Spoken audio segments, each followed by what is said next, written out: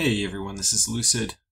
We are going to be doing a quick series again on killing anakites. You've seen almost, I think a few times I've posted different videos on how to kill anakites, like with middle-aged Alm, I did it, and then also with Scalaria. But it comes up a lot. Almost every middle-aged nation, if you're in any of the forums, when people talk about them, the question is, can they kill anakites? Or how can they kill Ashdod? And there's this sense that Ashdod is just horrendously overpowered, and if you get rushed by them, then you're basically dead. And there's some truth to that. There's some nations where if you do get rushed by Ashdod, you basically can't do much. But for a lot of nations, you can do things, and we're going to talk about what those things are. So first, I would like to introduce the cast of anakites and of Ashdod, which are the anakites. We have two different flavors of anakites. We have the Shishai, or however you say that.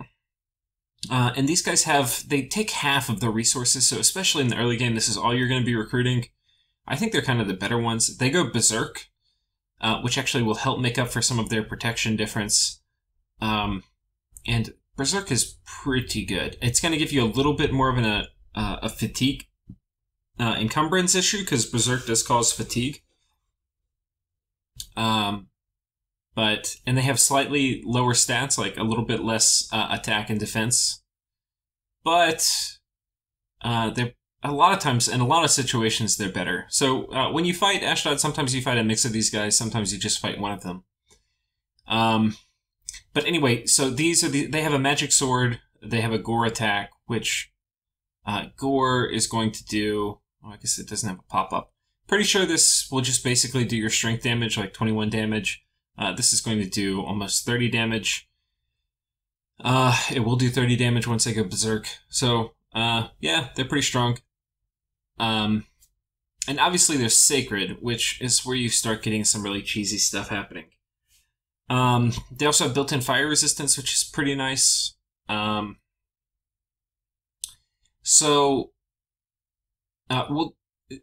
can kind of happen, and a lot of times they're getting led by one of these, basically, which is an add-on. If you can have them be led by priests, especially for expansion, the problem with being led by priests is, especially if you're fighting a player, is that the player will usually try to kill your commander, which can be, hidden behind your anakites, and then they'll run. So a lot of times they will be with some more heavily armored unit, like an add-on. Later in the game, the add-ons themselves can become super combatants or very, very strong thugs in their own right. So that's later. And then I pulled this other mage up, the Zamzamite. And a lot of times they basically just skelly spam. They can get, the Earth random ones can do summon Earth power, and then the Death random ones are your better skelly spammers, because they'll be Death 3. These are pretty expensive for skelly spam units, but they're sacred, so their upkeep isn't horrible. So their upkeep actually is a little bit less than a Marsh Master. But anyway, and you're kind of limited. You can't make that many of them. You do have other units that you can do, like the Emite, and some of them are Death 2, which these guys can be skelly spammers also. And there's other things you do. This isn't really a guide on Ashdod. This is more a guide of how to think about killing very strong sacreds or giants. So the nice thing about giants is they have high base HP. These guys have good protection and good attack and defense.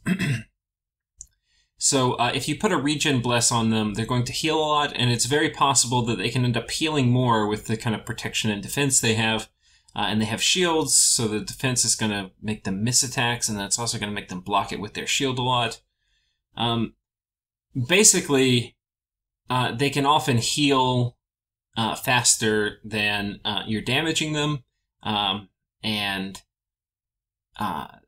Yeah, even if you don't go for a regen blast, they can just be so killy, it's very hard to find an army that can beat their way through a bunch of anakites before they kill you, because these are not just big walls with a ton of HP and protection.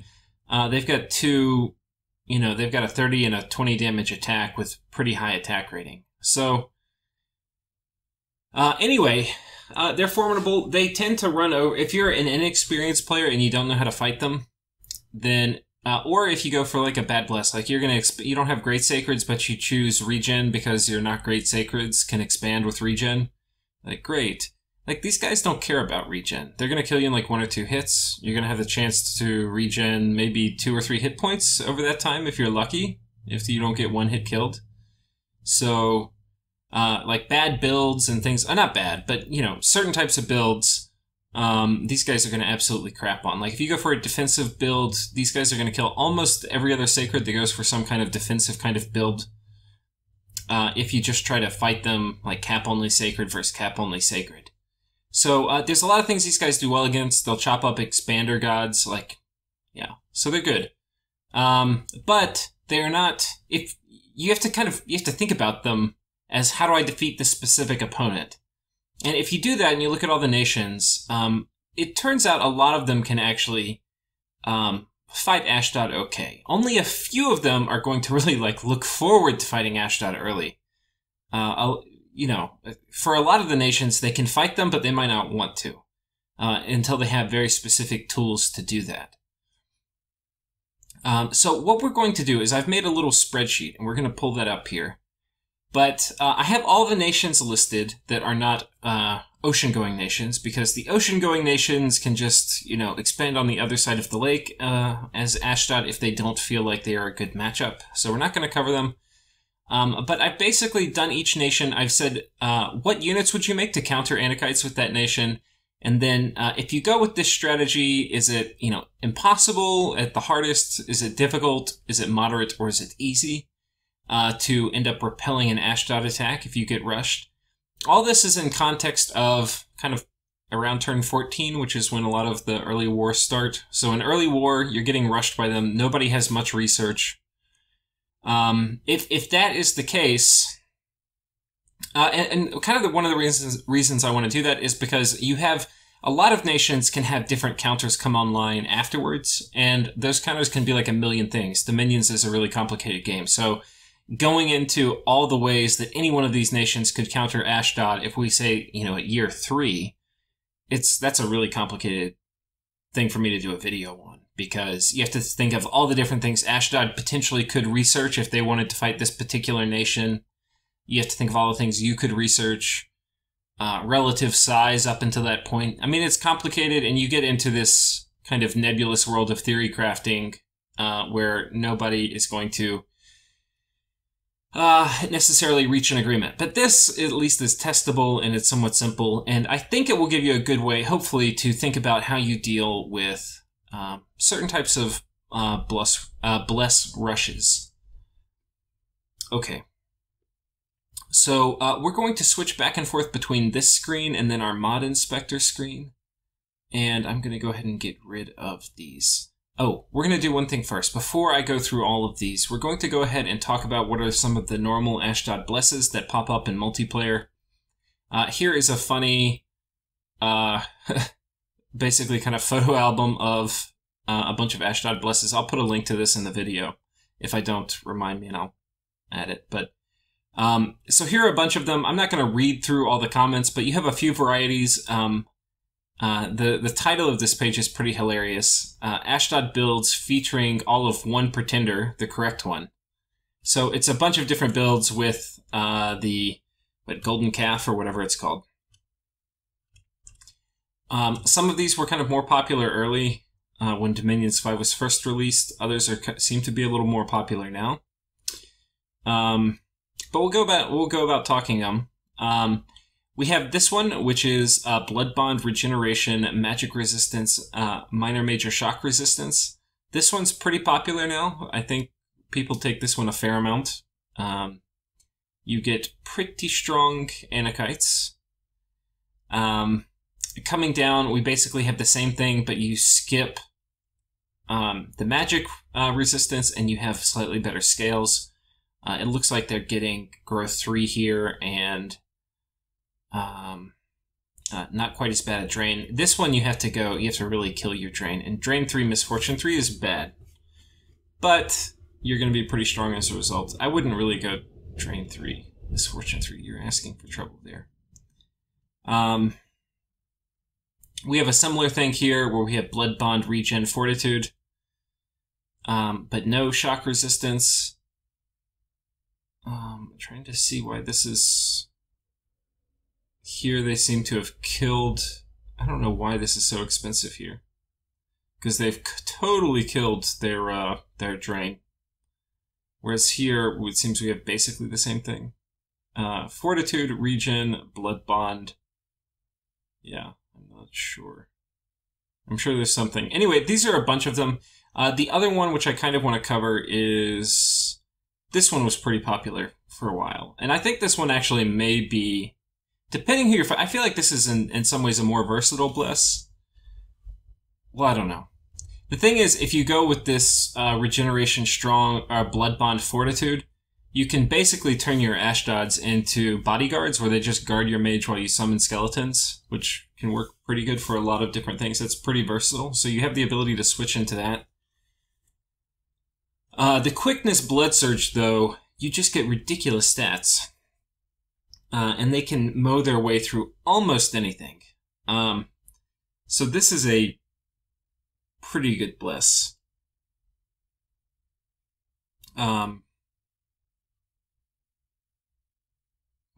You have different stuff down here. Regen, Fire Shock, Blood Surge. That I don't think is probably quite as good. This one's really good. The Quickness, Fire Shock, Blood Surge, that's super duper good. And then these ones up here with, like, this one also is pretty good. Those are probably, in my opinion, like the top two of these. But anyway, you can do fine with any of them. But these are kind of the builds we'll be talking about. If you go with the Blood Bond build, the way you want to do it is you want to have your giants in a big blob where they're all going to be close to each other so they distribute damage really well. And then your opponent wants you to not be in a blob, so they're going to try to stop that. If you're down here with the Quickness, Fire Shock Resistance, Blood Surge, a lot of times you want to be in a line, or a line with like little, like an extra couple units on the corners, so the corners don't die very easily. But if you do that, yeah. And that's basically because you just want to kill the entire army as quickly as you can. You don't want to sit there for a long time and wait for mages or something else to hit you. You just want to actually have high surface area so all your giants are fighting at the same time. So anyway, these are the different builds. Now we're going to switch over to talking about the different nations. What I want to do first is I want to show you, so if we talk about the different ratings that I have, we have difficult, or we have near impossible, difficult, moderate, and easy. Easy means this is a matchup that actually favors you, so you should potentially consider rushing them. And there's only a few nations which are easy. I think there's 3. Moderate means if you play it right, you are in a position to trade fairly or, trade well. But it's going to depend. And then difficult means the odds are against you, but you have the tools to throw off an Anakite rush if you play it well. And that would mean like using, you're going to use your defensive advantage where sometimes you have PD. You're counting on potentially having like a numbers advantage because he's having to move people away from his recruitment centers, whereas you're fighting closer to yours. And then also, you're at a disadvantage, so hopefully you need to get lucky. But, even if you're not able to fully stop him, you can probably stop him well enough, where just by you inflict enough damage that he's basically neutered, and either can't finish you off or is looking very juicy. Killing like an Ashdod death squad of their entire year 1 sacred production, if you post that in the game channel that you're playing in, which, or you just send it to the people in your game, that will be a pretty strong invitation for other people who are maybe skittish about attacking them to jump in. And then near impossible means you don't really have the tools within, around turn 14, unless somehow you have it on your Pretender, which Pretenders aren't really often great counters to Ashdod. Sometimes the Titan chassis can be, but you'll need to have construction and alteration and maybe some other stuff researched, which good luck having a Titan chassis come awake year 1 with construction 4 and alt 4 research. You'd have to have a really strong research nation and get some forts up really fast. But maybe around turn 15, 16, it could come out, and that might be enough to save you. So, but anyway, the near impossible are nations that don't really have the tools to deal with Ashdod well. So, if we just look at the numbers, if we look at how many nations are easy, what we will see is there are 3 that I've picked out, Scalaria, Ulm, and Nazca. If we say how many are moderate, I have picked out, I believe this is 10 at the bottom we see. Airmore, Pythium, Michelin, Agartha, Satis, Pangea, Vanheim, Jotunheim, Shinuyama, and Falegra. That means you can trade with them in a somewhat even manner, and you can potentially come out on top. Difficult means you have the tools. If you get rushed, you can't just cry and say, I'm going to give up. There's nothing I can do. The game is unfair. You have the tools, but you are going to be in a bit of a pickle. It's going to be hard for you to use those tools, and you have to be playing very clever. And you need to, you're going to have to basically be clever, is what it comes up with, or comes down to. And then finally, and these are what we're actually going to start with as I go through the nations, because I think it will give you a good sense of why these giants are sometimes hard to deal with, is the near impossible. And a lot of times these are the human nations. We have Arcocephaly, we have Iriu, or however you say that, Tian Qi, Machaca, Calum, Sebulba, and Fascia, or however you say that. So we're going to talk about all these, and we're going to switch to the mod inspector.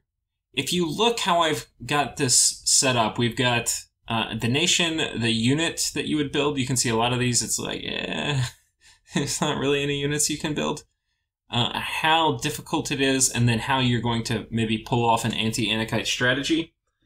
So without further ado, we'll get into Arcocephaly. So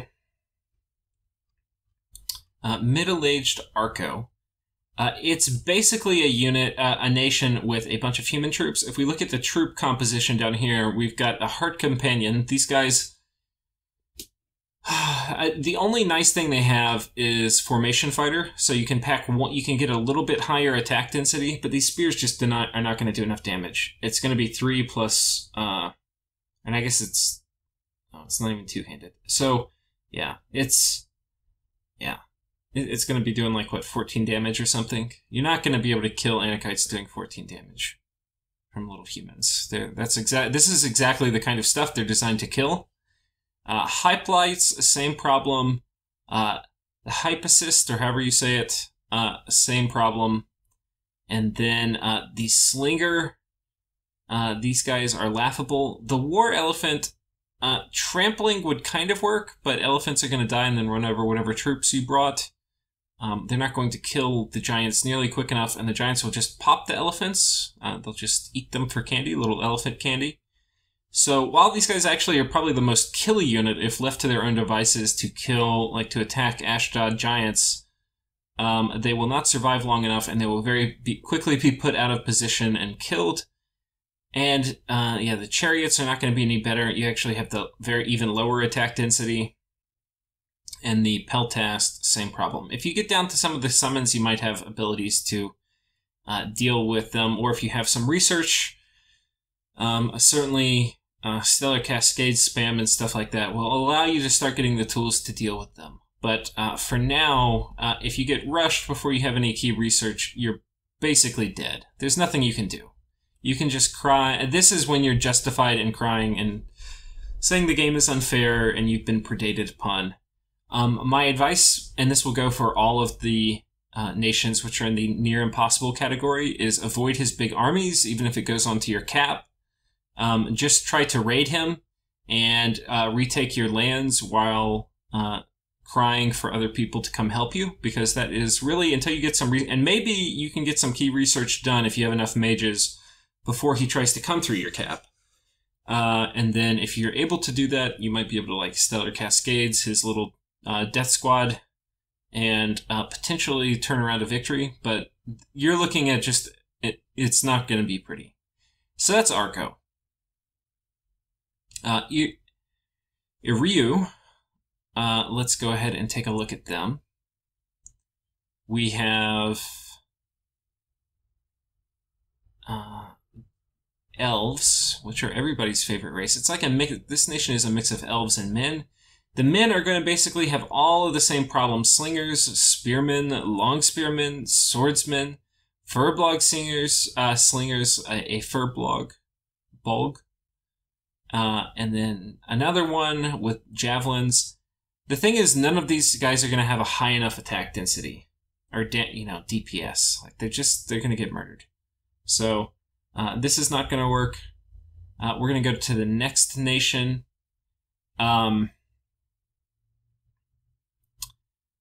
Yeah, there is one thing, and I'm looking at the notes I have. If you can get some basic construction research, you can sometimes get like armor-piercing weapons, which you could put on like your Sid champions or your Sid lords. These guys have high enough defense, they might survive a few rounds versus giants. And if you have them mixed in with your other troops, they might survive a bit more.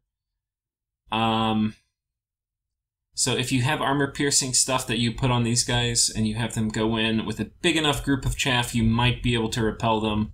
But that would probably be your best. Your only hope is really using your commanders in some capacity to kill them. So, yep.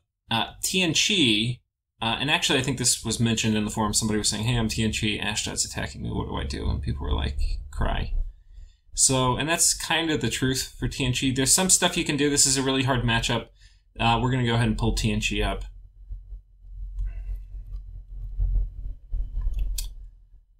Where are you, Tian Qi? Here you are. So Tian Qi, again, the same problem with these human units can be actually, and I don't want to give the impression these nations are necessarily bad. Like these guys can be pretty good for expanding. You've got a lot of versatility. You can do archer stuff. You have shields. You have crossbowmen, you have normal archers, you have people with glaives, which is a decently high damage attack. And in fact, these will probably be your best guys against Anakites, just because it's a 10 damage weapon with 10 strength, it's going to be 20 damage. So you can have 2 20 damage attacks per square. These are going to be your best anti-elite, but it's not great. It may be a little more, because this is a 2-handed weapon, so I think you get an extra bonus strength, so it might be like 21 or 22 damage. And that's enough to get through the armor. But yeah, you're probably still going to die in droves. You have the Red Guard, the Heavy Cav, which, unless you took some very special, and I'm not even sure what that would be, anti-Anakite Bless, you're going to be in trouble. So what would you do here? Your most killy units are probably these guys, the Imperial Horsemen. You've got a hoof attack, which actually can kind of get through, and it's going to cause, I think, a harass penalty. We have a lance, which is always nice, and then the Falciano, which is a reasonably high damage attack. It's going to be 18 damage. The way I would probably fight Ashdod Giants with these guys is, one, you want PD to kind of soak up some of the initial attack. You're going to want your guardsmen in your front line, and you're going to need like 3 rows of them probably. And you're going to want them to be in a front line and spill around the Ashdod Giants. Meanwhile, you're going to want, and this will actually go, we'll talk about it, especially if it's the Blood Bond Ashdod Giants, you're going to want to disrupt their formation. So they're going to be marching to you in a big blob. Let's say they're going from right to left. They're coming at you like this. You're going to want to strategically position units, like 1 or 2 units, at weird little spots that are asymmetric over the map, and that's going to cause parts of the blob to break off and kill these units and then have to catch up with the other ones. And if you do it right, and you can tinker around with it yourself, they won't arrive to you in one big blob. They'll arrive as like an amoeba. And that will allow you to surround them better, which will decrease the effectiveness of Blood Bond. And if you have kill units, it's going to allow your kill units to rack up more of a harass penalty and thereby kill them quicker. So if you're Tian Qi and you're fighting them, you are going to want to have these Imperial Guard, as many as you can have. forming at least 2 lines of front lines, and then you're going to want to have random units, it doesn't matter, probably some of your more defensive units, scattered out in the front to, like even, let's say they're coming this way, if you put like a blob of like 4 dudes that some of the giants will hit, sometimes 1 isn't enough, like 4 guys in the front that the giants are going to hit, that can be enough to just throw the formation off balance. But you don't want to do like 4 on one side and 4 on another, because they'll kill those, and then they'll march as a blob forward. And then they could potentially counter that by aligning their giants up right in front, their blob up right in front of your dudes. So anyway, there's ways to kind of deal with it. And then you'll want horsemen on a flanking maneuver. So you disrupt their formation, they run in, they're going to hit your guardsmen with their glaives, which hit pretty hard. And as they go around, the horsemen are going to come and slam into the behind. And hopefully they'll hit kind of the corners.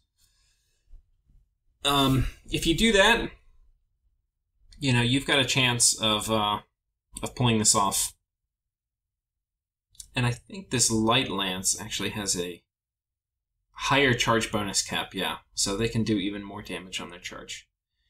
So anyway, but these guys are near impossible. I think when I wrote that, maybe these guys would be difficult. I don't know if I saw the glaive unit.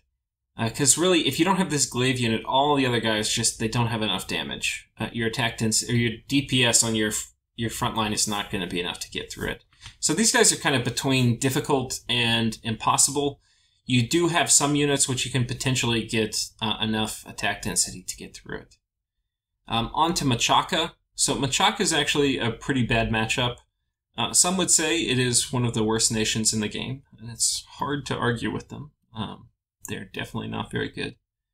But you have certain things you can do. But early, there's not a ton you can do. One of the problems that you have is, this version of Machaca has a fair amount of armor, actually. So they do okay versus indies. Like you have,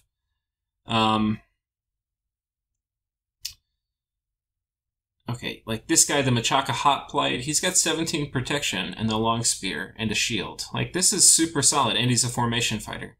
Like this is not bad. But it's only a 15 damage weapon. So, yeah, that's kind of the problem. You're not going to be able to get enough attack density to kill, like even with an extra guy per square, to really kill the Anakites. These guys are not bad choices for your front line, except you can't mass them. And the Anakites aren't really going to care that much about 17 protection, right? Because they're doing 30 damage with their sword. So they're going to kill the 17, like 17 plus 11 is 28. So they're going to kill you with their sword when they hit you. And really, you're just kind of wasting a lot of resources. But then, like, what are you going to build? You don't really have any kill units. You can do spiders, and if the fangs get through, but they have to get through... yeah, I mean, the poisoning them might be okay, but poison versus regen is not a great strategy. So you could throw these guys together. You're basically just screwed. There's not much good in your lineup to deal with this.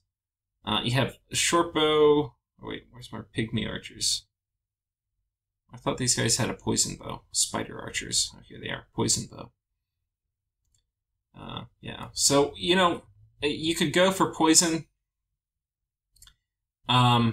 These guys are not very killy. They've got spider fangs again, which, great. The protection's nice. When these guys die, they'll have a second form.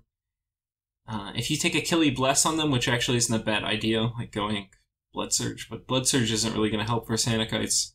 Web isn't going to do much because it doesn't really work on giants. This nation is just going to struggle. They have some pretty good defensive stuff, like this guy's got 21 protection. Some of the Spider Knights have really good protection, 17. But I haven't tested it. I just don't see this working. You're going to get crushed by Anakites. So this is another one of the nations where not much you can do. Now, what can you do? You have to get a little creative. You come up here, the Bane Spider. This guy, he has a fair amount of damage outlay. And I think you can get 2 of them a turn out of your capital, but I could be wrong. If you get 2 a turn out of your capital, he's got 2 basic decay attacks, right? So he's... it's MR negates, but you're attacking twice, so you're almost going to certainly hit these guys with decay. They're pretty high protection, so hopefully they can survive, like, a little bit in your front row. Like, not long, but a little bit. Enough to maybe get 2 people with decay on them. So, that's certainly an option. Mixing some Bane Spiders into your front line. You also potentially can use these Bane Spiders to assassinate. These are assassins, so if they're not doing Guard Commander on their Anakites, which a lot of times they do, but they might not, you might be able to strand an Anakite army, and if they don't get blessed, then you can lay into them with everything else, and you'll be able to trade okay. So mass Bane Spider assassin attempts might be okay. You know, even if you have enough, I don't know. I haven't tested it. I don't know if decay will kill. I don't think it will kill an Anakite. If like this guy hits him and then they die. Like if there's bodyguards, if there's an Anakite bodyguard, you hit them and decay them, will they die after the assassination's over? I don't think so, but they might. But anyway, you know, hoping that if you have 6 people, eventually there's not going to be a bodyguard that shows up, like 6 assassins. And then when there's no bodyguard that shows up, this guy has a decent chance of killing one-on-one a commander. So, like, if you had 10 of these guys, like, that was all you did for 5 turns because you thought you were going to get attacked, and then you put them where he's going to move his army, and you just snipe his commander, that's something you could do. And you might say, well, that's a horrible idea. I'd waste so many cap turns on doing assassins, and you'd be right. But what else are you going to do? You're going to die, right? And if you think that he's going to attack you, it's near impossible, but it's not impossible, right? You can do it, but it's going to be hard. Calum. The nice thing about this assassin strategy is you don't need any research, so you can do it very early. Calum. Okay, nearly impossible. Going to be hard. Let's find Calum here. Okay, Calum, if we look at the units, we have the Temple Guard. He's got an Ice Blade, which is nice, but not high damage. Wingless, Ice Lance, a Blizzard Warrior, a Frostbow, and an Ice Knife. Going down here, there's just, like, they have magic weapons, which is nice. But none of these are, like, high damage. The Ice Blade, 5 damage plus 9 strength, 14 damage. Yeah. And then the Lance, okay, you're gonna get a little bit of a charge bonus. You're not gonna one hit, like, you're not gonna descend and alpha strike Anakites. And then after you land, they're going to just literally crush you. I don't think there's anything you can do. If these guys want to march an army of Anakites to your capital and you don't have research yet, you're basically screwed. You could try Mammoths. They have slightly better morale. And Anakites, I believe, we'll have to go check. I believe they're size 5. So technically they can still get trampled. But they'll chop them to pieces. This is probably some weird strategy with, like, flanking Mammoths with some kind of screen in the front.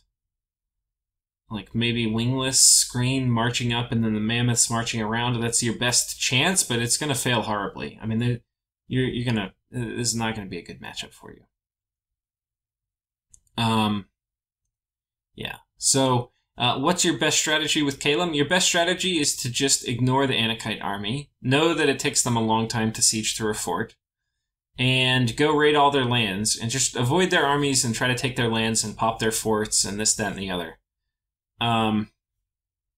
You can potentially catch reinforcement squads if it's like 4 or 5 Anakites. And you have enough of an army. You can probably kill them. Because their protection's not super duper high. So you can catch reinforcements, you can catch counter raiders, but a death squad of Anakites, you're not going to be able to deal with it. So they can go park that on your capital. So, yeah, here is basically call for help and go raid them. So anyway, that's Calum. Sebulba. Oh gosh, middle-aged Sebulba. Not the best of all the nations, for sure. Instead of bats, they rely mostly on toads, and with that, you have a few cap-only sacreds. Like this guy, he's got pretty high strength with an obsidian blade. It's going to be doing a fair amount of damage, mid-20s, which is the kind of damage you need to do to kill Anakites. They're size 3, though, so you can't pack a ton of them in. They're cap-only, so they're very limited in terms of how many you can get. And then we come down to the normal toads that you can mass anywhere. or to like, yeah, the Zos, which you can get in caves and forests. Nothing here is going to kill anakites. If you were able to mass enough of these, you could do it. But you're probably not going to have enough. If you have a really killy bless, because you're planning on the ocelotls, these guys with a nice screen, and if maybe they're flanking and they're hitting the weakest parts of the anakite formation, which are the corners, you could potentially do it. But it would be really hard. The odds are not in your favor. Yeah. I think the way to play this nation, by the way, is to use the way with black hearts. So you could do that. But that's probably not going to be in time for an anakite rush. Okay, next nation. You also have some dudes with poison. If they don't have poison resist, you could potentially get some of your little poison dudes to, like, this guy poisoned Obsidian Blade. You know, you can get some stun damage on him. I don't know. I haven't tested. You'd have to test it. I don't think this would work terribly well, but it's okay, and you know, it's a bad strategy, but it's better than no strategy at all. And then finally we have Visha, or however you say this. And this is not necessarily a bad nation. A lot of times they spawn in an island, so it's kind of like an ocean nation, and a lot of times you're not going to have to worry about Ashdod rushing you. You just settle somewhere where Ashdod isn't, and that might be okay.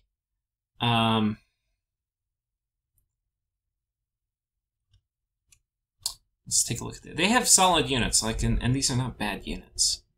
The problem is a lot of them are either human and they don't do much damage, like you see here, or they're kind of bigger than humans. They're size 3, but again, they don't do enough damage. And then being bigger than human, okay, they're doing a bit more damage, but they're losing attack density because they only get 2 per square instead of 3. So it's not really more overall damage outlay. And you can just look, there's nothing here that really screams doing a lot of damage. Now, these guys have a nice sword, your cap-only sacreds. So they're going to be doing mid-20s damage, which is the kind of damage you're going to need to do to kill anakites pretty quickly. If you can mass these, you have a shot, right? If you can't mass them, you can put some of this other stuff in the front and try to have these guys hit the corners, which are weak, and that will give you a chance. But mostly you're in trouble. Mostly you're in trouble. A lot of the early lightning stuff you're going to do too isn't going to help, since almost all anakite blesses have a shock component. So that's it. We've covered the near impossible, and you can see, you know, some of these, even though they're, you know, quote unquote impossible, if you're really crafty, you can do weird stuff like the the Bane Spider Assassins, and then Tian Qi, you know, you can do the Glaive dudes with Imperial Horsemen. Other nations, you're kind of screwed, like Arco, Iru, Calum, Sebulba. You know, these guys you could potentially pull it out. Sebulba, you might potentially pull it out, right? If you have those guys hitting the flanks and you've got a good attack, kind of killy bless. So, but if you went like if you went regen toads for expansion and you're playing Sebulba, yeah, they're not going to do much. So, that is the near impossible. Now we're going to go to easy. I mean, not to easy, to difficult, and we'll work our way to easy. So difficult, I'm not sure we're going to go, because this episode's going pretty long. I'm not going to go for every nation to the mod inspector, I think. I think I'm going to read through this and just kind of talk to you about it, and then on occasion we'll go to the mod inspector. So with man, you have some options. You have foresters who have 2 attacks. They have an axe, which is pretty high damage, and a dagger, which is kind of low, and then you have knights, which are pretty solid. The nice thing about foresters is that 2 attacks is going to help erode their defense, and it's also potentially going to do damage. Once you get their defense down, by harass penalty from the foresters, their shields are going to block less, and those shields are actually a pretty important component for anakite defense, like for them not taking damage. So harassing with rather killy foresters, who are going to die in droves, by the way, will get them softened up, and eventually the foresters will kill them with the axes. But then you're having flanking knights is also going to be a pretty important component. They can hit them with the lance charges, and ideally they hit the corners. And again, with all of these, it's the same thing. You're going to want to disrupt their formation, and you have the numbers advantage because you're small little non-giants. So you want to surround individual giants after you disrupt their formation with very killy units. And man has those units, so they can do it. The problem is, if it doesn't go right, if you don't disrupt their formation well, if you don't bring quite enough units to get through the blood bond threshold, or you get an unlucky morale check, you can basically just lose the fight, and then you're probably out of the game if they've killed your big doom stack that you're running into them with. So the odds aren't in your favor. It's definitely a bad conflict for you.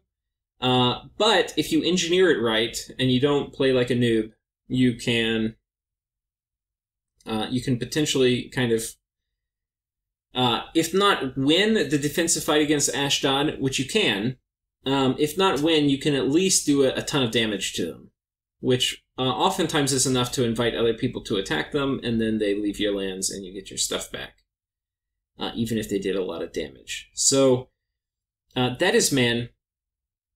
Marignon's kind of similar. We have halberdiers, which are reasonably high damage dealing units, and we have crossbows, and we have knights. So in some ways this is kind of the same as Tian Qi, with the exception that you can potentially take a more killy bless for your knights, so your knights can be better. Yeah, but that's basically it. Again, disrupt their formation, halberdiers on the front, a bunch of the crossbows are going to be kind of okay. I'm not sure. It's kind of if you have extra money. What you need is a few lines of halberdiers, and then you're going to need a couple waves of knights. And once you have that, then throwing in crossbows is probably going to help, because you really have to overcome that regen threshold, and shooting in bolts to the middle of the squad can kind of help. But again, you can do it. It is not a fight you're going to want to take, though. Abyssia, it's going to be hard. So with Abyssia, if you have a Killy Bless, you can use the Lava Warriors, but really I think what you want to use are your normal non-sacred troops. And you're going to have to, because you're not going to really get enough Lava Warriors. We'll go ahead and pull up Abyssia here. So, and that's because some of the units are a little weird to describe. So, we have a few different kinds of infantry. We have the Lava Warriors who have 2 Morning Stars, which is kind of nice. They have, I think they go Berserk too. Yeah, so these guys are kind of killy. They're going to die pretty well. But you probably want to recruit as many of them as you can, because they're not too expensive. They're pretty cheap. And then with Berserk, yeah, they're going to be... These are pretty killy. These are the kinds of units you want. You're just not going to have enough of them. And the Anakites aren't really going to care about your 18 protection too much. If we look at your other units, you're going to want to mix these Abyssian infantry with the battle axe. So these guys have 13 strength, and this is a 9 damage weapon, so they're going to be hitting in the low 20s, which is the kind of damage you need to do to kill Anakites. And you want to mix them with these guys with the flails, because they're going to get 2 attacks.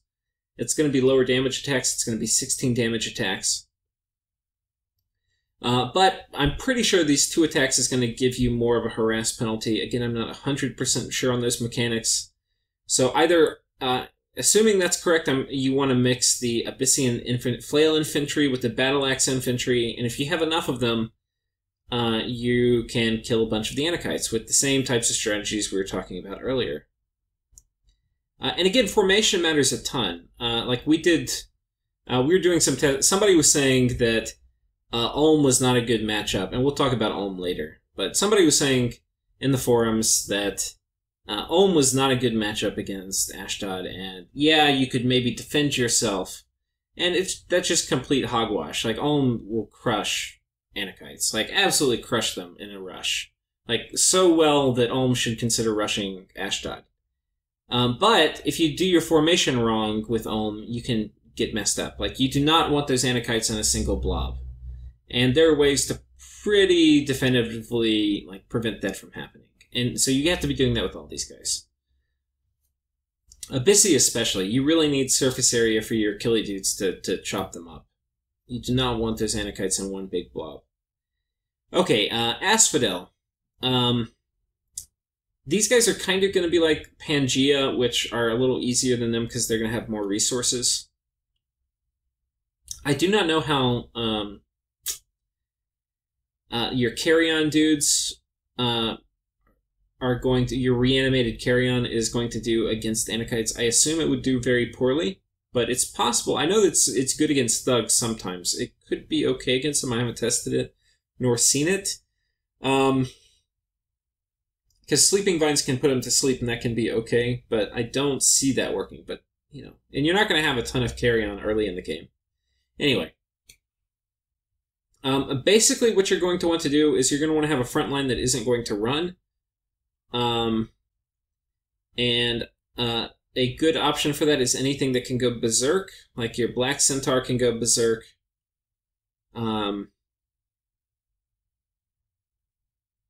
The Minotaurs can go berserk, and they're pretty killy too. With size 3 and a double axe, they're going to hit for a boatload.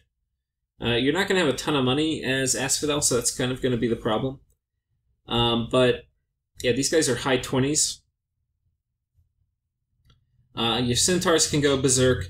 So basically, probably like Minotaurs, Centaurs. If you had Satyrs, you could consider putting some of them... You don't have Revelers, which I think are the Satyrs that go... Oh, that says Centaur.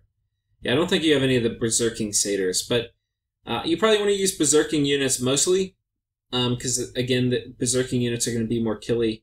You can either use the Centaurs, not these guys, the Centaur Warriors, or Minotaurs. I think you probably want to use the Minotaurs fighting Asphodel. The Centaurs are a little cheaper, so maybe you do like Centaurs in the middle, and then you do Minotaurs on the corners. And, yeah. Probably what you want to do. And, again, it's not... This is hard. You're not going to necessarily trade well. But if you bring enough, like if you have...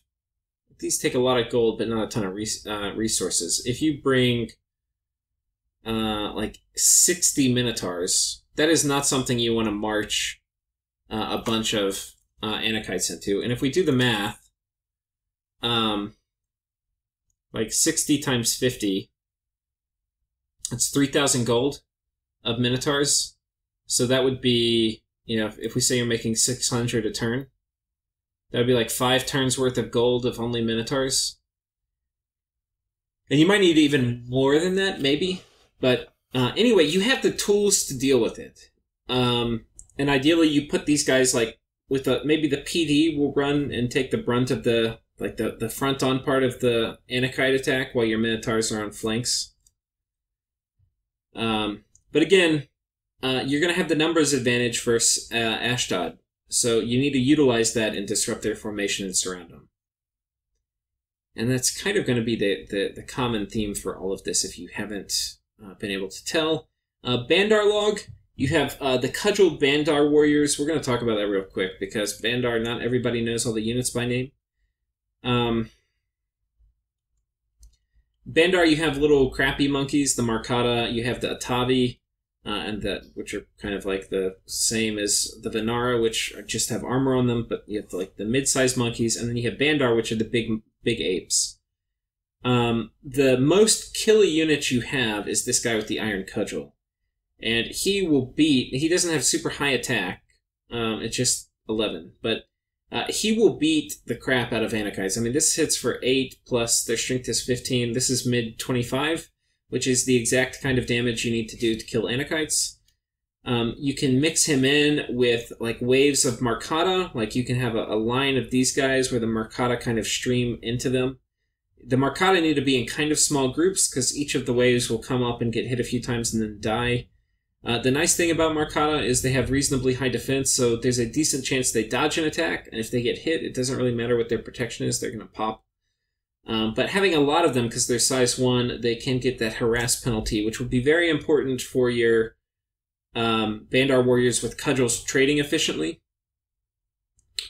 So, probably Bandar warriors with small squads of Machaca reinforcing them. If you can get an early year 1 luck casting and you have a few yogi casting luck ideally on your Bandar warriors, you will be in better shape. So if you want to like completely engineer, you'd want your Bandar warriors in the front with some yogis casting luck on them. The Machaca way in the back, which are going to hopefully get there by the time the hold and attack is done on the Bandar warriors. They all run in and hit, and then you're going to probably have some Machaca positioned farther forward to do disruption because they're going to be undisciplined, so they'll run forward, while you have the Bandar warriors ideally getting a little buffed up. But again, you're going to need to bring a lot to this fight. This is on the difficult list, and that's because the odds are not going to be with you. There's a good chance that Ashdod is going to roll a death ball into you, and you can die. But if you position your stuff well, if you have the right units, you have a decent chance of killing him. Though it's going to be with reasonably high attrition. Tigers, where the hell are they?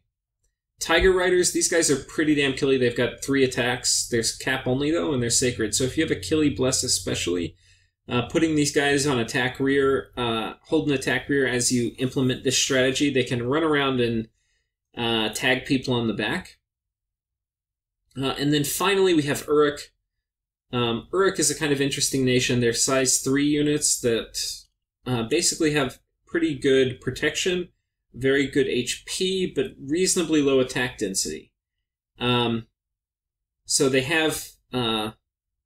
there's so many units that are just like this for Uruk. Basically, it's a lot of HP, not great protection, and okay attack and defense, but only 1 weapon. And it's going to hit pretty hard. They have pretty high strength. So this is like low 20s. And this is probably one of the units you would want to use fighting Ashdod. But with kind of low, you don't have any way to really like harass them and get their attack down because all their units are big, so you can't mix in small, high attack density units or units with 2 weapons, right? It's basically these guys. So, yeah, you're kind of... I don't think you can, with this nation, have enough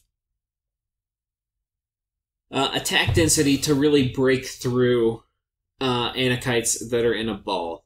Now, if you can disrupt their formation and you can surround them with these axe wielders, they do enough damage to hit. The question is just attack density. And the attack density is going to be heavily dependent on formation. So if you can really, really disrupt their formation, you can get enough attack density to kill the Anakites. But if they're in a perfect blob and it's these guys where it's just 2 per square attacking, probably not going to go well.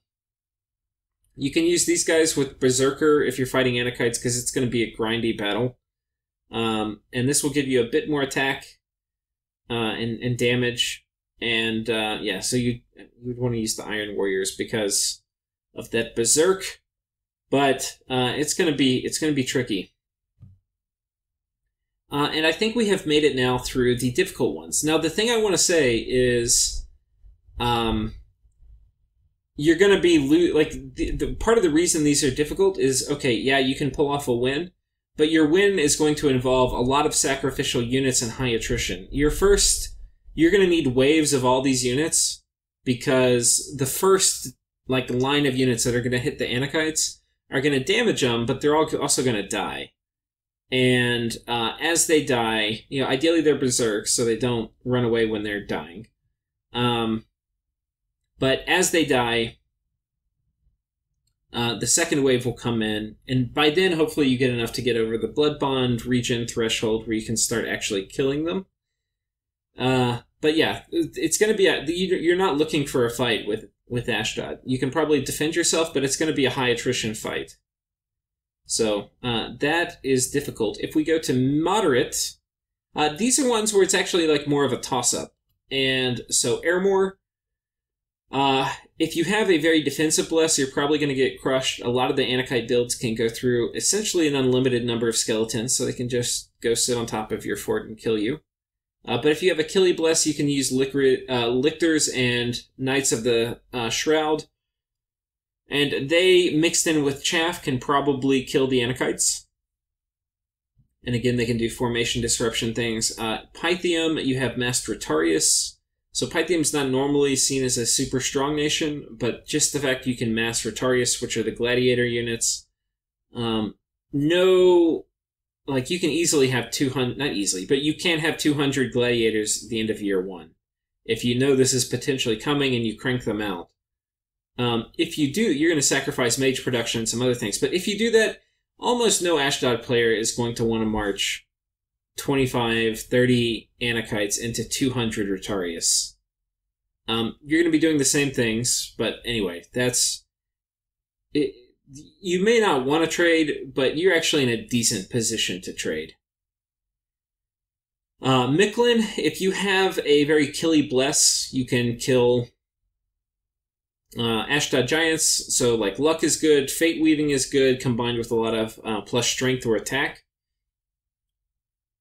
Middle-aged Michelin, I believe you get Eagle Warriors everywhere, which have 2 attacks, so probably one at like fate weaving and strength would be pretty damn good.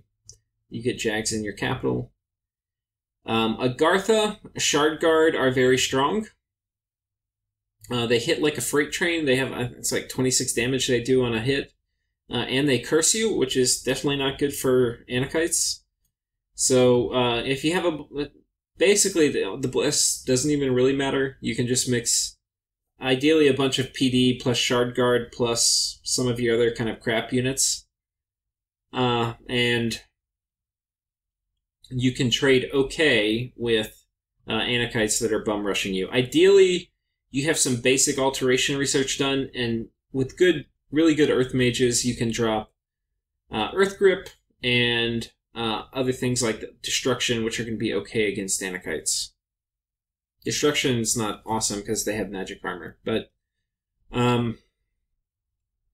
this Shard Glaive hits for a boatload. Yeah. You also have big giants that hit pretty hard, like this guy's got a spear, which is going to hit for a lot, 20 damage. Not really worth. But you potentially could mix some of them. You hit enough, but your attack and defense scores are pretty bad. You're not really going to hit very often is the problem. Is this 2 attacks? Yeah.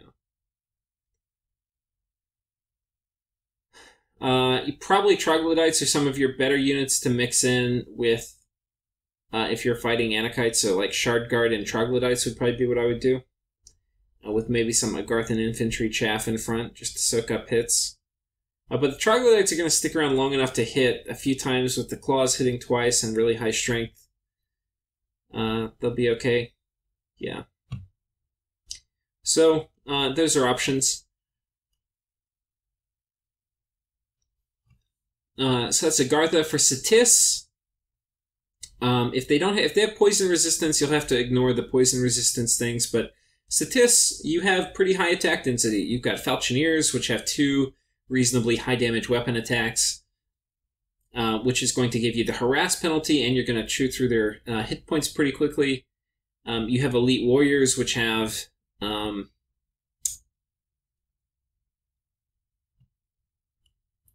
they have a Trident, which does a lot of damage. Right, so this is two-handed. It's going to be doing close to 20 damage, and it's piercing, which is nice. In combination with the bite, so you're going to get high, pretty. I mean, these guys have great attack density and not horrible protection. So Elite Warriors or Falchineers, depending on how you're feeling. The Elite Warriors are cheaper to recruit, and you're going to need to be massing them because they're going to be dying a lot if you're fighting Ashdod. But a ton of Elite Warriors, don't know if you want to march. They do have morale issues, and morale is the other thing you're really going to have to think about if you're fighting Ashdod, because your first waves of guys are going to die, and if that triggers a morale rout, then you're going to be in trouble. So you need to bring enough units where you're not getting to that HP threshold where these guys are going to die. You can also use Sobek guards. They're going to hit. You're not going to be able to mass them, but again, you can put them on the corners while you have your other killer units in the middle. Later, you can Skelly spam them to death. Pangea. Basically going to be a similar idea as Asphodel, except you're going to have more resources to do more things. So you can again use the War Minotaur. These are a great choice for your front line and for the flanks. You can use Centaurs, which are good. You also have access to the Reveler, which are probably a cheaper frontline unit. They're going to die a bit faster, but they have 2 attacks, so you're going to get some nice harass. And yeah, probably a mix of like Revelers and Minotaur, and the Centaurs probably on flanks. And if you disrupt their formation, you should be able to pull out a win. But again, you're going to have to outnumber them. But that's kind of the name of the game. If you're playing Ashdod, you're not going to have the numbers advantage. Unless other people are only fighting you with cap-only Sacreds. And if that's the case, then you're probably going to win. But if you get out of the mindset that you can only fight with cap-only Sacreds, then you can probably kill these guys. Next, we have Vanheim with the masked Einherrs. And basically, it's just a kill unit. And that's what we're looking for killing very expensive, very limited cap-only Sacreds. So, I might have left Vanarus off this list, I'm noticing now. We can make a pit stop and talk about them real quick, but there's a lot of not great stuff we have. Like Anakites have pretty high attack and defense, so you're not really going to be wanting to do a Van strategy, I don't think. Maybe you can get their defense high enough where even the Anakites can't hit them, but then you're going to have to kill them, and Vans aren't really that killy. So it depends. You could probably come up with the Bless specially designed to kill Anakites. The problem with a lot of the Huskarls and the Herdmen is your attack density is too low. But when we get down here to the Einherr, all those problems are fixed. We have a Berserker, so we're going to be doing a lot of bonus damage once we go Berserk if we survive the first hit, which some of them will, especially the Gore attack. High strength for a human, high damage weapons. These guys will chop up some Anakites, but you're going to need a lot of them, so get producing. If we go to Vanarus, I haven't looked at him yet, so let's check real quick. Skin Shifter, they go Berserk, they have a Battle Axe. These are not bad options. These are not bad at all. So having some of these mixed in with probably other troops. Oathbound, not looking so good. The Skin Shifter looks nice. But again, we're just looking for high attack density. So here we go, the Chud Herdman. A Berserker with 2 weapons. We like this guy. And the Vanarus Berserker, same thing. I'm not sure. This guy's just cheap.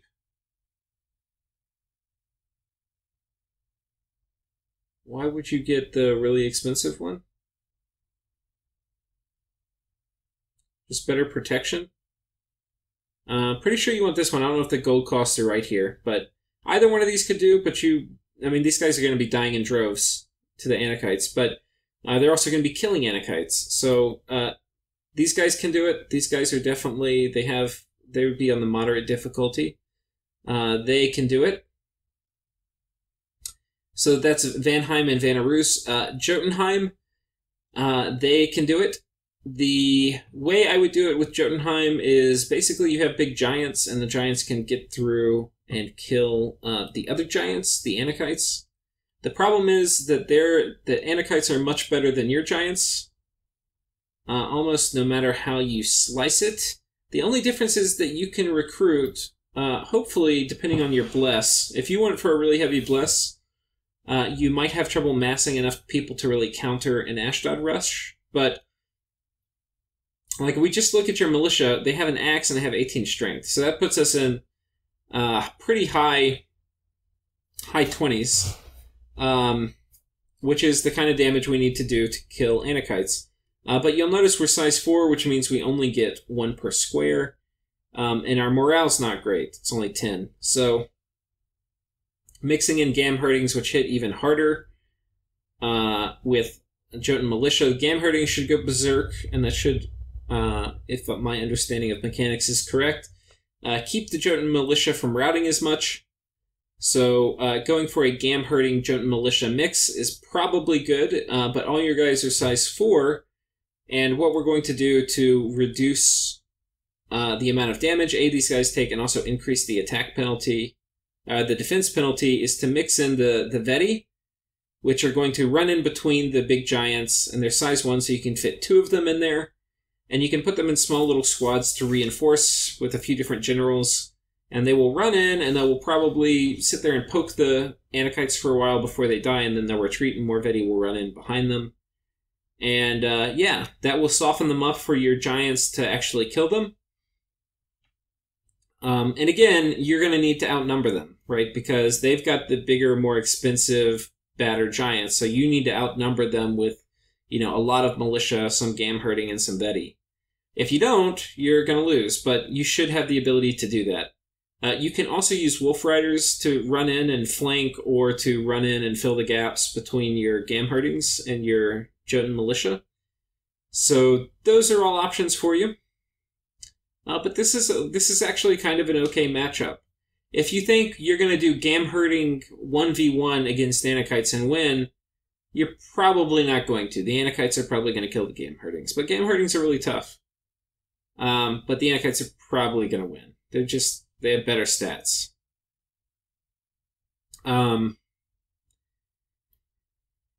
But if you play well, then you can get around that. Next, we have Shinuyama, and you'd think, oh, Shinuyama, they're generally considered to be pretty weak. Certainly, they would die to to an Anakite rush. Well, not necessarily. You have the Dai Bakemono and the O Bakemono, and they do a crap ton of damage, and that is exactly what we're looking for when we're trying to figure out how to deal with an Anakite rush. So we have down here these guys, which have a two-handed sword, which does 8 damage, and the two hands, so you see where it says requires 2 hands. That means it's going to get bonus damage from strength, and we've got 16 strength. These guys, I haven't done the math, but they're going to be doing, right around 25 damage, I bet. And that's exactly the kind of damage we need to do to kill Anakites. You mix them in with some of these guys who have a great club, and they're only 2 resources, so you can mass recruit them pretty well. And the great club 7 plus 19, and then I believe this is a 2-handed weapon as well, so you're going to get a bonus, so you're going to be getting close to 30 damage per hit with these guys. Probably like 29. And you can mass these.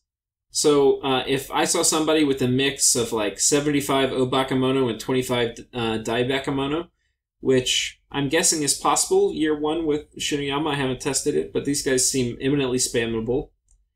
If you do that, then I would not want to run a bunch of Anakites into that. I would be very scared of that army. Because, like, these guys, yeah, they're just going to lay in a ton of damage. You don't really have much to do kind of the harass penalty stuff. I mean, you can use the Bakemono show and things like that, but it's okay. The thing is size 2, and I think these are size 2. Size 2 and size 3 don't really mix well together. So probably better to just do only size 3 here. So that is Shinuyama, and then finally we have Filegra. And Filegra, you might think, oh, a bunch of crap. That's the kind of stuff that Anakites are designed to kill, just a bunch of crap. And you would be right. If it were an army of all of the little free spawn chaff they get, like the Helot archers and warriors, the Anakites could eat through that all day long. But we also have Cyclops warriors, and Cyclops warriors have a great club and 22 strength, and this is a 2-handed weapon. Which means these guys are going to be hitting for probably low 30s, like 32, 33 maybe even, damage. Which, isn't super awesome. They're size 4, right? So probably what you're going to want is a couple lines of... they're undisciplined too, so you can't really get them in lines very easily. But you're going to want to, like, small little squares... in a line coming down here of Cyclops swords, as close as you can get them to a line, given whatever kind of leadership capacity you have. With probably these guys designed to run in and fill in the gaps, right? So they're going to just run in and get in between the Cyclops warriors and hopefully absorb some hits for them so they don't die. You can mix in a few of these guys, but these guys have pretty low attack density. It's size 5. You can't allow any other dudes through. So I would probably mostly ignore them for this job. They'll get kind of wrecked by Anakites. I'd probably stick with the Cyclops Warriors with Helot Warriors running in to fill the gaps. And if you have the numbers advantage, which you should, because these guys are quite spammable, they die in expansion a lot, but if you see that you're neighboring Ashdod, it's probably time to start building up a Cyclops Warrior horde. And if you have 40 Cyclops Warriors and 100 free spawn to run in and fill the gaps behind them, that is not necessarily something that Anakites are going to want to run into.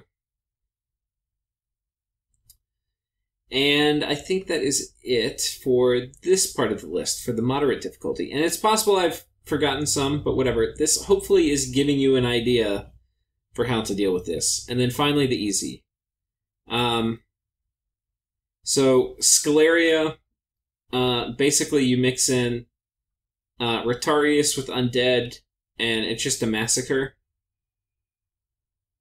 Undead alone, the Anakites can kill, but Undead mixed with Retarius is a different story.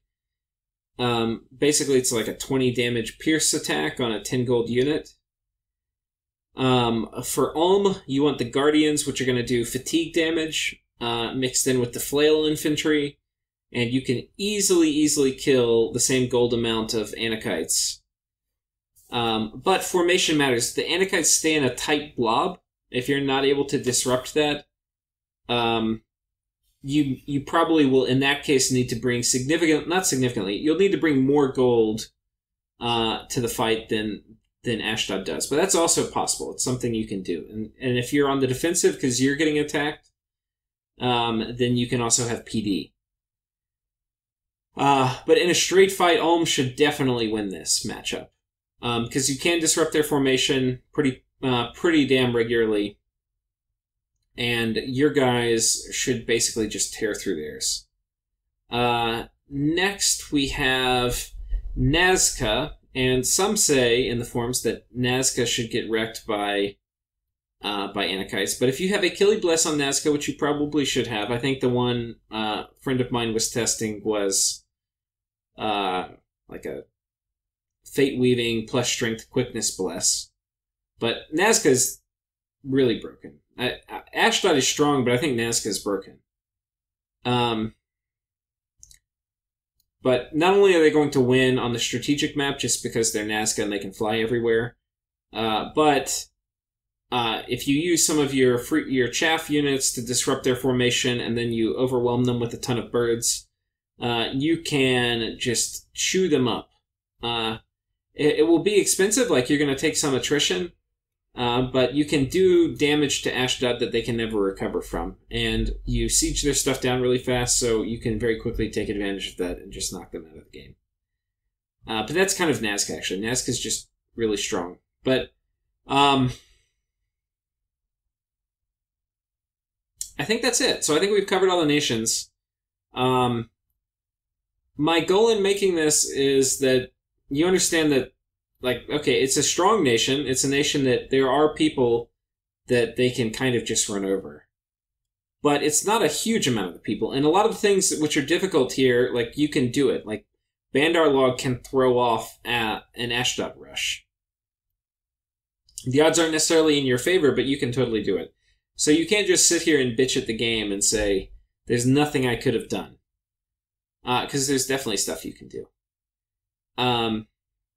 So hopefully this gave you some insight for both kind of how to think about when you're playing like a meme-blessed giant nation like Ashdod. And also it hopefully opens your mind a little bit to how to think about fighting them. And with that, I think we'll call this probably one of the longest videos I've ever done. But anyway, thank you guys.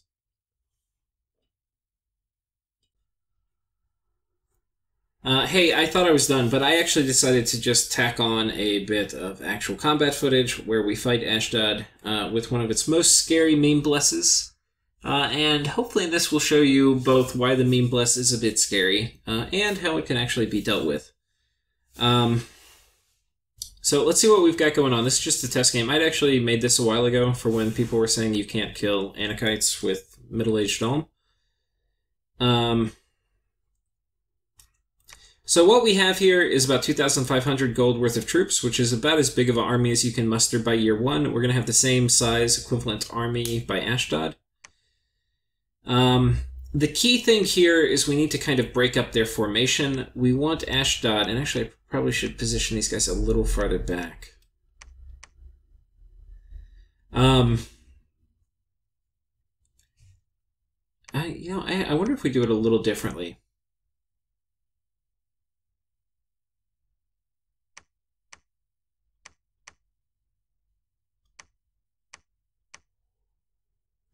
I think we're going to do it in the middle. This probably is fine.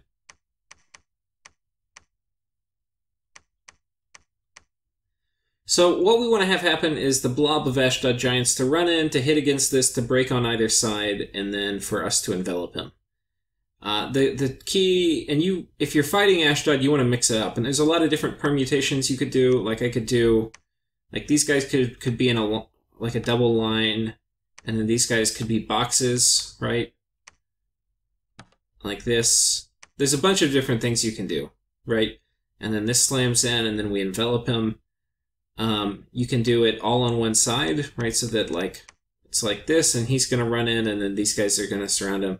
Where it just makes it really hard for him to bunch up, and then you can put like a few guys in here that he hits. You can do scattered little things of bait, so his army splits up and it ends up falling out like a line, and you have people come in and hit him from the side. There's a bunch of different things you can do. Formations are sometimes more important than others. Here they're really important. When you're fighting Blood Bond is the time when formations matter a ton. So anyway, this is kind of the formation we're going to use. It's going to just be a head that hopefully he's going to break on, and then my two flanks are going to surround him. And this should be fine. Hold and attack, hold and attack. Hold and attack closest is going to be nice. That way they're going to run forward. Hold and attack rear. If we do hold and attack closest, a lot of times they're just going to merge into this block in the middle, which we don't want them to do. We want them to envelop.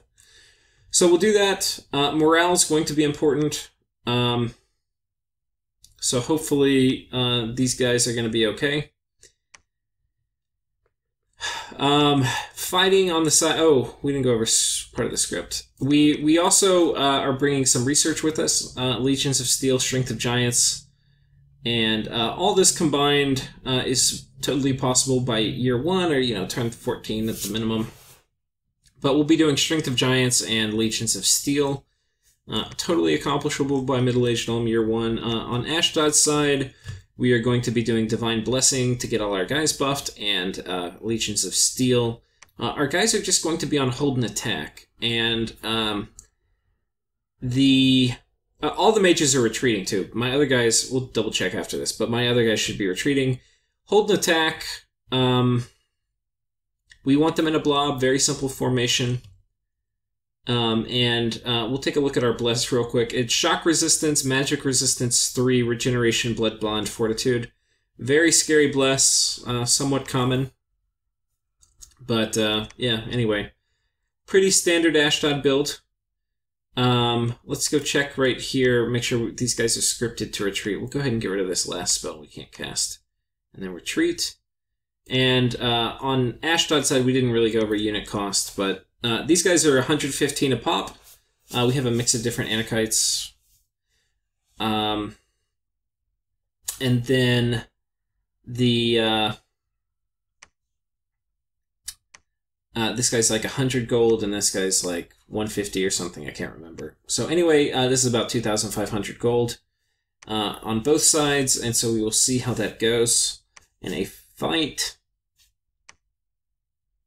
Now, any more fancy formations you don't really want to do with a Blood Bond thing with Ashdod, because you really want these guys to stay together, so the blob is actually pretty good business here.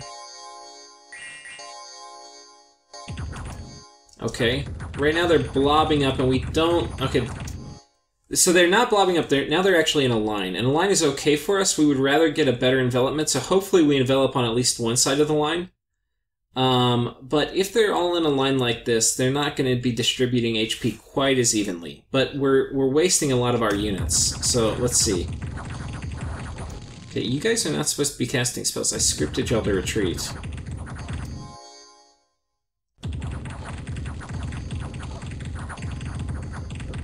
Are y'all? Okay. Okay, they're retreating. I guess Legions of Steel was out of range, so they cast the Magma Bolt or two. That shouldn't change much. Okay, you can see we're getting more envelopment on the corners, and now we are killing them. Some of our guys are routing. That's okay. And that is basically how it goes. Now, if you don't get your formation right, and they all get in a blob, you can totally lose this. But you'll probably inflict a lot of attrition. And if you do this in conjunction with you getting attacked and having PD, you'll do okay.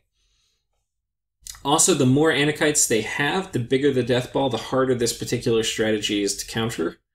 So 20 is a lot. If it's 10, it's much more manageable, because it's much easier to kind of break off a free Anakite or two.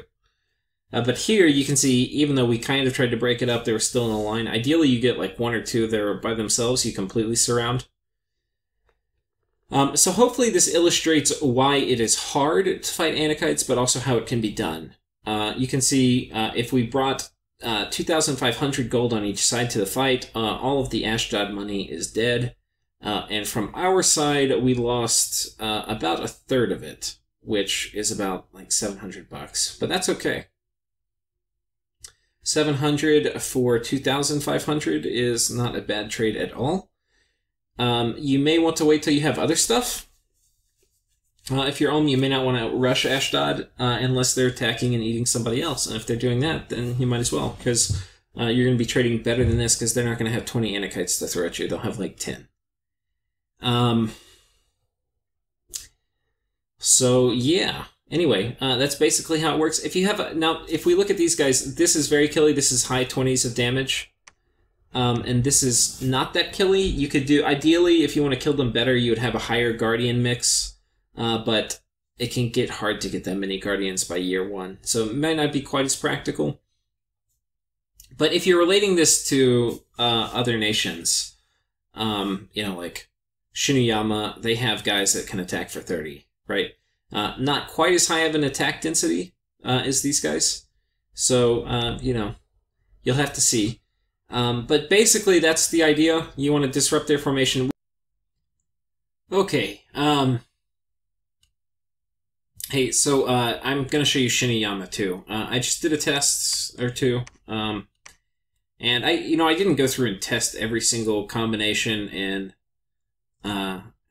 the Excel. So I just wanted to test a couple to see how it works. And what I found was that if you use a combination of Daibakamano and Obakamano, you're not going to probably be able to kill Anakites with the same amount of gold.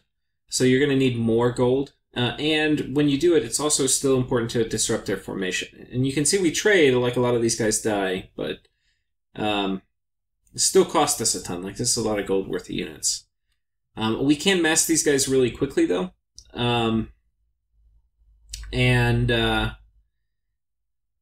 Ideally, if you're playing Shinuyama, you'll have more of the Daibakamano, which are going to trade much better with Anakites than the Obakamano do. But I'll show you kind of just... This is going to be a good battle, I think, just to show kind of how to disrupt formation.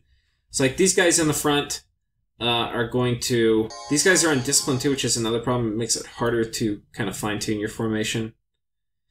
But these guys are going to run in. And ideally you fight... If they're going to rush you, ideally they're not rushing you with 20. A lot of times Ashdod will rush you with like 10 at the beginning. And you can get... You can mess these guys real fast if all of a sudden you're starting to get rushed. This can be like 3 turns worth of troops. If you stop all of your mage production and you just make these guys. So you can see these guys up here, they engaged part of them, and it caused the rest of these guys to get surrounded. Meanwhile, a bunch of guys are going to die, but we'll reinforce them.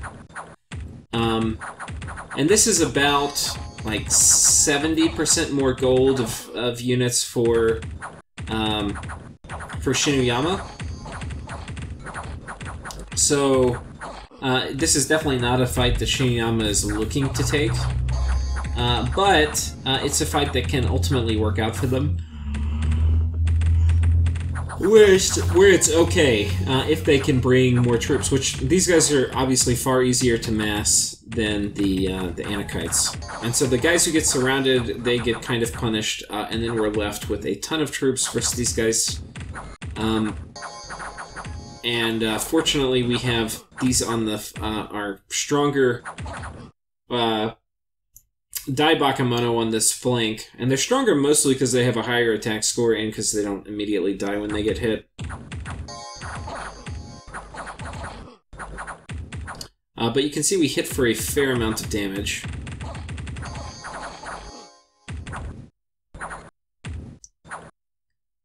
And these guys' defense has been pretty well harassed down when they're in these corner positions. And that allows them to kind of get hit. At the beginning, and especially if they're in a line, they don't really get harassed down. But you can see we got the envelop, and that's how that goes.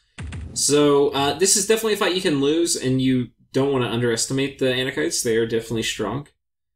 But if you dig in your little resource bag, and you're willing to fully commit to an Anakite defense strategy, you can totally do this. You can totally pull up a defense. Like,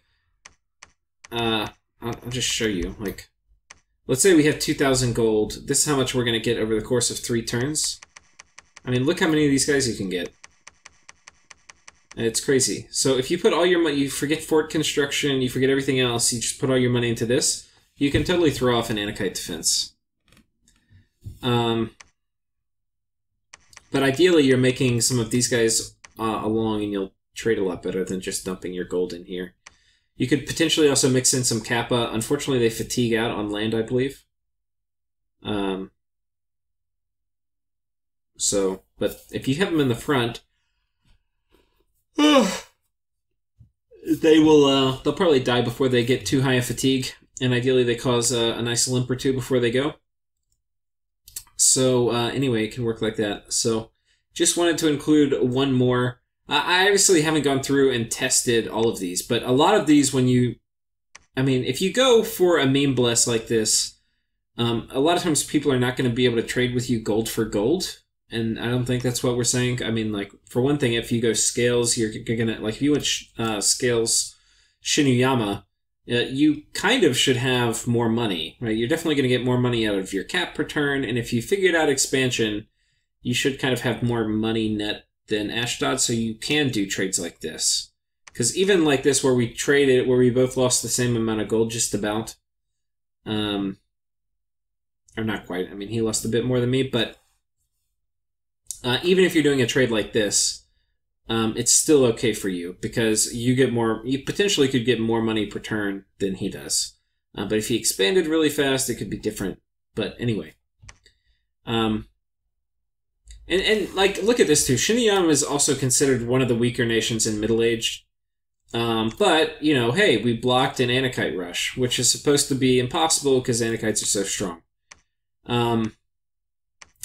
So I think hopefully this will just serve, I think the list is a template for how to think about it, and maybe it will give you some courage to actually go test some things and see how you can do it.